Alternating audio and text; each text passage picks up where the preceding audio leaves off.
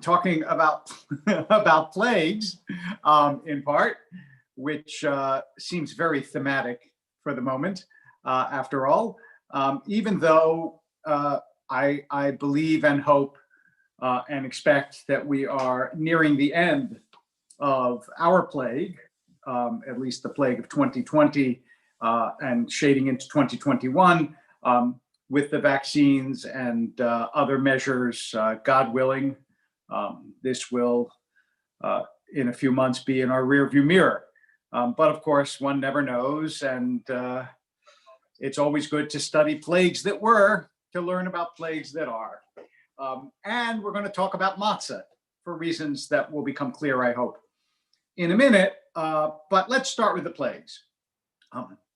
Now, as you may recall, or if you've reread this week's Torah portion, which is Bo, Parshat Bo, the plagues are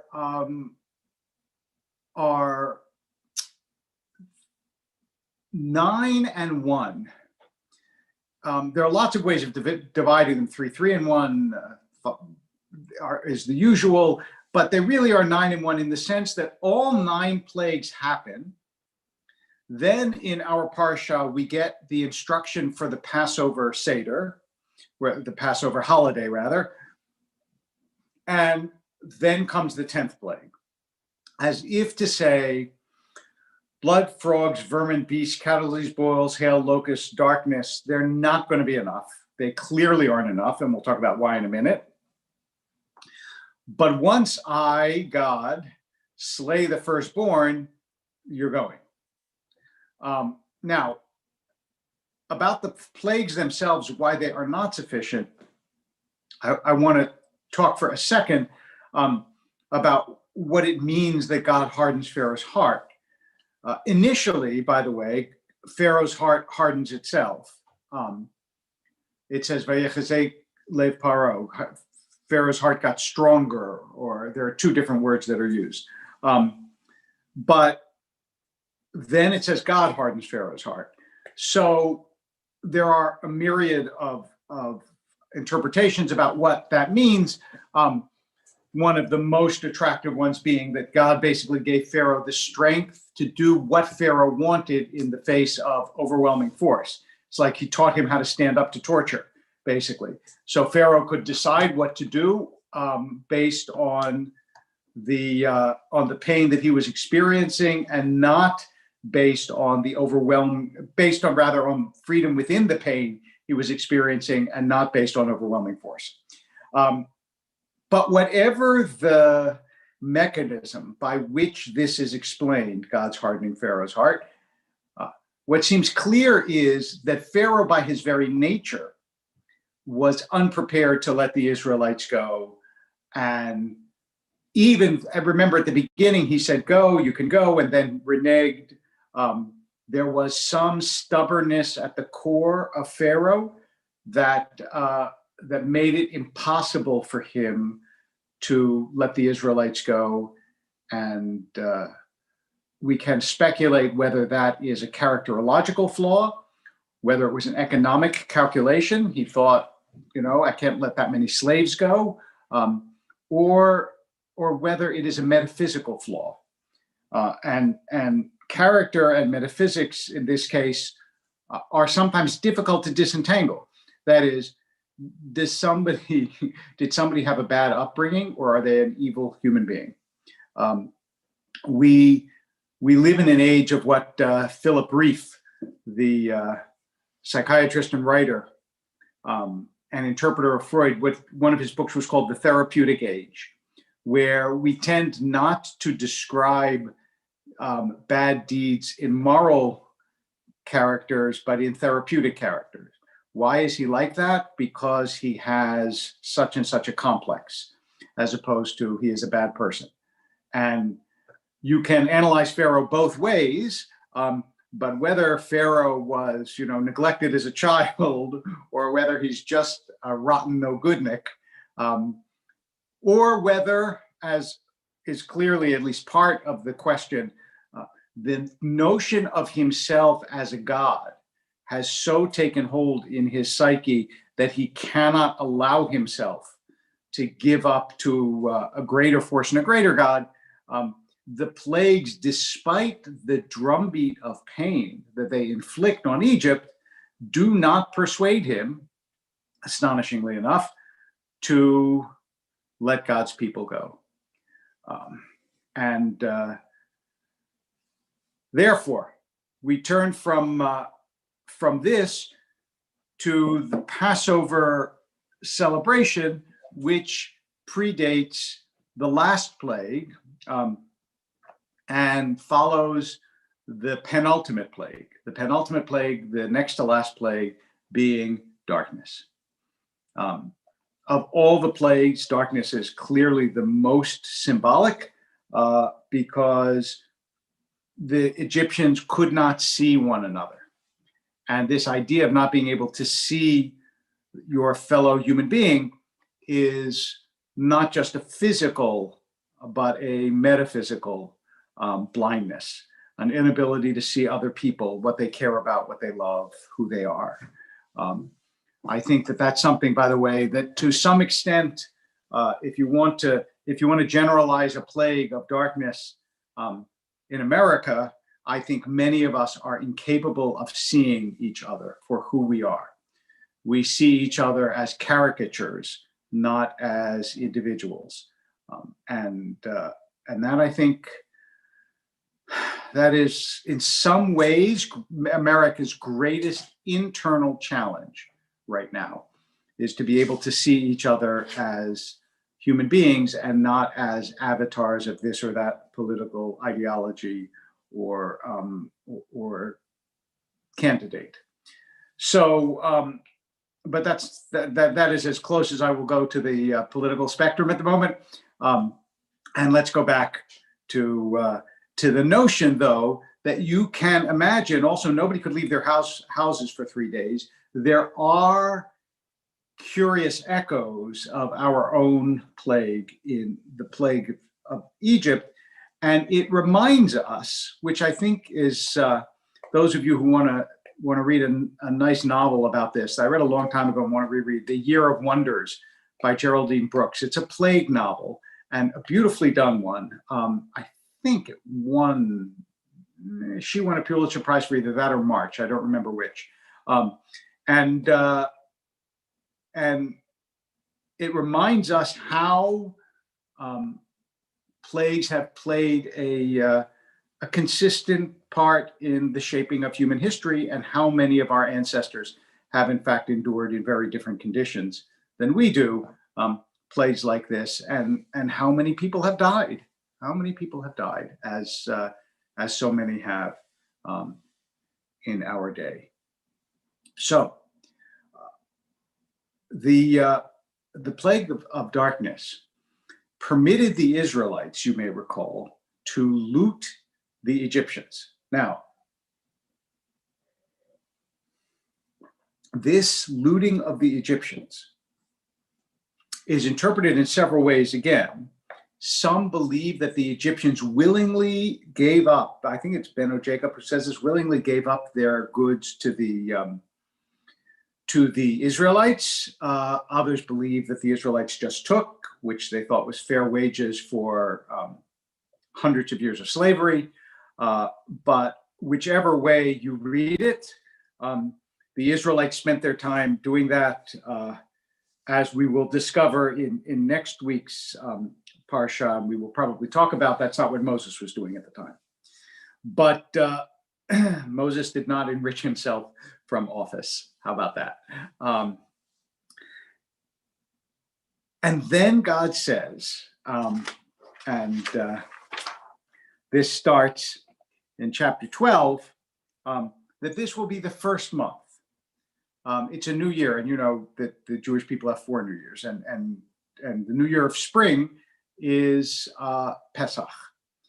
And this first month will be a new beginning for you, as spring is a new beginning and Passover is a new beginning. And a number of symbols are then brought in to talk about this new beginning. including, of course, the matzah. And the matzah, excuse me, and thank you for all your God bless yous that I didn't hear, but I assume. The matzah is instructed for Jews to eat. In one point, it says eat it once, and then it says eat it all 7 days. And of course, you eliminate the leaven from your home. But what is interesting about the matzah, in part, is that you get two different ways of understanding its provenance and its purpose in the Torah itself. And so I want to just go over that for a moment and talk a little bit about matzah, because even though it is January, the truth is matzah still matters. So in chapter 12, in verse 39, now, sorry, I'm looking over at my notes as I talk to you. In chapter 12, verse 39, what do we read? It says, and listen to the reason why you eat matzah. Verse 39, and they baked unleavened cakes of dough that they had taken out of Egypt, for it was not leavened, since they had been driven out of Egypt and couldn't delay, nor had they prepared any provisions for themselves. In other words, the purpose of matzah is to remind you that you ran out of Egypt, you didn't have time to make any food, and you took the matzah with you. And that means that matzah represents, in a sense, the speed with which you were liberated from Egypt. But interestingly enough, if you go to Deuteronomy chapter 16, verse 3, you will get a different explanation of what matzah is about. Here it says, you shall not eat anything leavened with it. This is, again, it's a recap of remember, Deuteronomy recaps a lot of what's in the Torah. Deuteronomy means second, deutero, like duet, two. Deuteronomy is Moses's recap of the Torah, essentially. You shall not eat anything leavened with it. For 7 days thereafter, you shall eat unleavened bread. That's one interpretation, is that you eat all 7 days. And then it says, lechem oni, the bread of affliction. Remember that from the Seder? This is the bread of affliction which our forefathers. The bread of affliction, for you departed from the land of Egypt hurriedly, so that you remember the day of your departure of Egypt as long as you live. But even though it says this is the bread of affliction, and you remember you departed Egypt, what do we say during the Seder? We say, this is the bread of affliction which our forefathers ate in the land of Egypt. In other words, what is matzah? It's the food of slaves. It's not that we had to hurry to run out of Egypt, and that's why we have matzah, but rather for hundreds of years previous to leaving Egypt, we were eating matzah back in the hovels in which we lived, because it's lechem oni. It's the bread of affliction, and oni also means, as those of you who speak Hebrew know, poverty. It's the bread of poverty and affliction. It's what poor people, it's what slaves eat. It's slave bread that you're eating for 7 days. And that is a very different explanation. I mean, it's not contradictory in any way, and the two are absolutely complementary, but it is a different explanation from the explanation of matzah is all about leaving Egypt.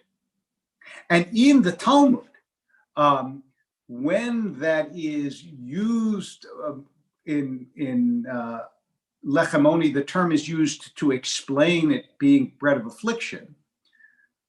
Along comes, I believe it's Shmuel, a rabbi in the Talmud, and says also oni. No, 1 second, I've got that wrong. 1 second. Yeah, it is Shmuel. Oni means oneh, to answer, right? Those, again, if you know Hebrew, Tshuva is one name for response, oneh is another name for answer.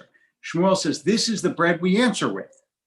So when you ask what happened to our forefathers in Egypt, you hold up the matzah and you say, this is the story, halachma anya. And then you go into the entire story of the Exodus from Egypt. And therefore, there are three meanings to the matzah. It is one, a symbol of the escape from slavery. It is two, a symbol of the bread that we ate in Egypt and the bread of affliction. And three, it is the mechanism, the symbolic mechanism of responding to the questions about the Seder. How are the three one? They're one because, remember, you split the afikomen. So one half of the bread represents slavery, lechem oni, what we ate in Egypt, and one half of the bread represents freedom, because that's what we eat at the end of the Seder. When we were slaves, but now we are free. When we did eat this kind of matzah for the purposes of nourishment because we were slaves, and now we eat this kind of matzah for the purpose of representing leaving because we are free. And in that sense, the matzah answers both.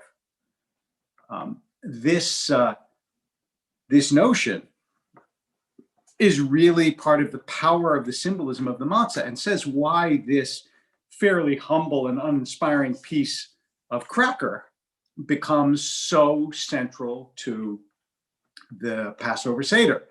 And for me, at least, and in fact, I write about this week in the Jerusalem Post Torah column. I write about this whole question of matzah and so on and so forth. And I tell the story of Ralph Waldo Emerson's Aunt Mary Moody Emerson, who was his first and best teacher, as he said, and his writings quote her on a number of occasions. And one of the times that he quotes her is when she was told to hurry, and she responded, "Hurry is for slaves." And that is a beautiful encapsulation of the meaning and message of the matzah. Hurry is for slaves. That's what it means to have to hurry up. That you are, that you are unable to control your own time. And to be unable to control your own time is essentially to be a slave. In this way, the liberation comes to enable Israel to be free. And I just want to make one more comment, and then I'm happy to take any questions. If there are questions, if you want to put them on the YouTube or Facebook or whatever mechanism you have, which is that when the Israelites are freed, it's not a freedom that is anarchic. In other words, they're not free, now you can do anything. Go desert, you're free.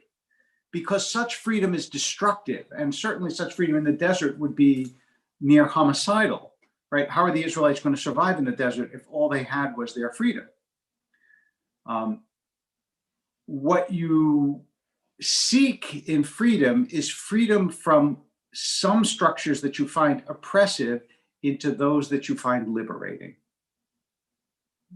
When somebody says, for example, I want to leave this dead-end job, they don't want to leave it so that they can lie on the couch all day. Or if they do, they will soon discover that that's a kind of freedom that is not nourishing and is not growthful. They want to leave it for a job that means more to them, or to an activity that means more to them, or to something. And so remember that the classic, not misquotation, but short quotation of Shlach et Ami, of let my people go, is that that's not what God tells Moses to say.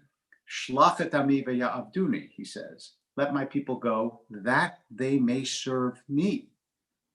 God is not liberating them to an absolute freedom. God is liberating them to a higher service, from the service of human beings to the service of God.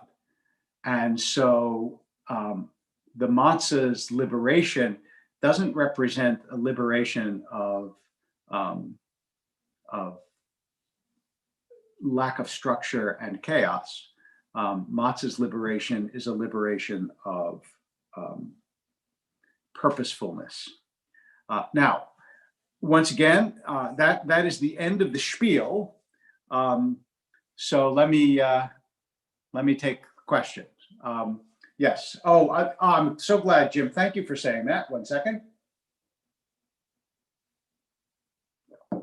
I did omit part of the matzah that I did want to say something about, and then Jim reminds us of another part of the matzah that is related. The part of the matzah that I didn't mention is the symbolic nature from the rabbis is that matzah means humility, because bread is puffed up like one's ego, and matzah is flat like humility. And Jim reminds me that it also can mean the abject and humble origins of the Jewish people. That is, matzah represents that which is not fancy, right? But what is interesting about it is it's true that it's not fancy, and it does represent humble, abject origins, and I appreciate the reminder, and it represents humility. But what is interesting about matzah is it requires vigilance to make matzah. If you leave it for 1 second too long, you got bread. It leavens. And the difference between matzah and bread is an instant. And so I would say that says something about the difference between humility and ego. They can be very small. The difference between slavery and freedom can be very thin. All of that. And there is, the Jewish tradition believes in liberty through law. In fact, there is the last verse of America the Beautiful says something like that. It says, beautiful for patriots dreams who reach beyond the dream, but America, America, God mend thine every flaw, preserve thy soul through self-control, thy liberty in law. That's the last verse of America the Beautiful. And why do I know that, you ask? Wow, how does he know all of America the Beautiful? I will tell you why, and then I'll get to what Clinton said, because Clinton, thank you, you reminded me of this. The reason I know all the verses to America the Beautiful is they used to be printed in the back of the prayer book with which I grew up. And in synagogue, yes, I got bored like everyone else, and there was nothing to read. So I read the back of the prayer book, and I read the verses to America the Beautiful. There are 3 verses that were printed there, and they're actually all beautiful. And I read it often enough that I remembered it, and now I still remember it like 50 years later or 60 years later, whatever, not 60, but 50 years later, whatever.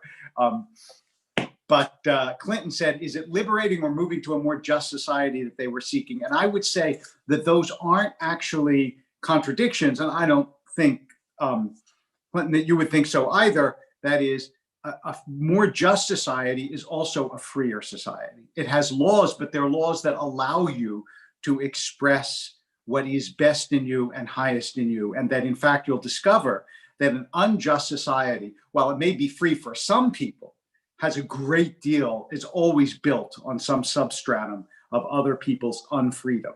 So I think a just society maximizes freedom within the law, but yes, it must be within the law, and justice will restrict some people's freedom. After all, justice restricts my freedom to drive 90 miles an hour down Wilshire Boulevard, for example.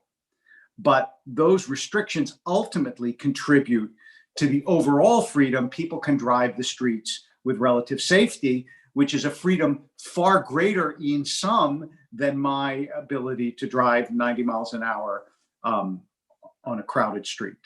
So these are complicated, obviously, political philosophy questions, but really interesting ones.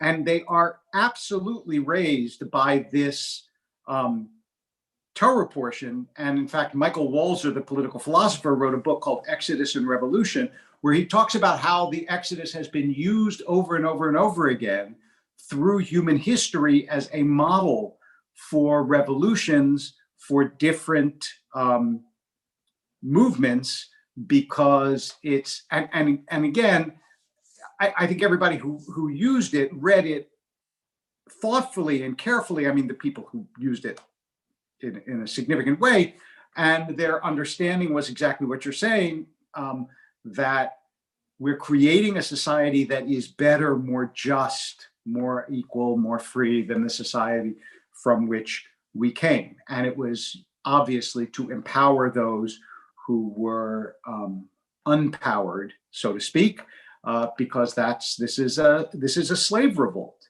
essentially. And in the American South during the Civil War, God knows religion has been used both. It was used by the slaveholders and by the abolitionists both. But those slaves who revolted turned again and again to the story of the Exodus, and the symbols of the Exodus, because there is in here a paradigm not only of slaves being free, but of God helping, being on the side of the poor and the oppressed. Those of you who saw the Daily Connection, I guess now it's called Moments of Connection, 3 times a week, which I spoke about yesterday, I pointed out that the Greeks would always say that the beautiful and the rich and the successful are the ones that are loved by God.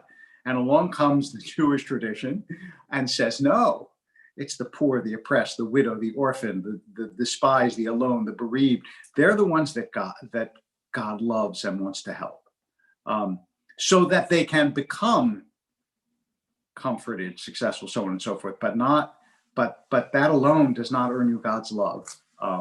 In fact, God cares for the least of us, and all of those themes are powerfully in this Parshat Bo, one of the most resonant parts of the Bible throughout human history. And so these are things we all struggle with, and I thank you for joining us this morning to struggle with them. And I hope that you will join us again on Shabbat morning for a talk that will not deal with these themes, going to deal with something very different, which is why do the firstborns get dedicated to God? And what is this whole business with them? Why there's something about God and the firstborn that is a deep philosophical and metaphysical connection. But I won't tell it to you now. Hope to see you Shabbos morning. Take care, stay safe, and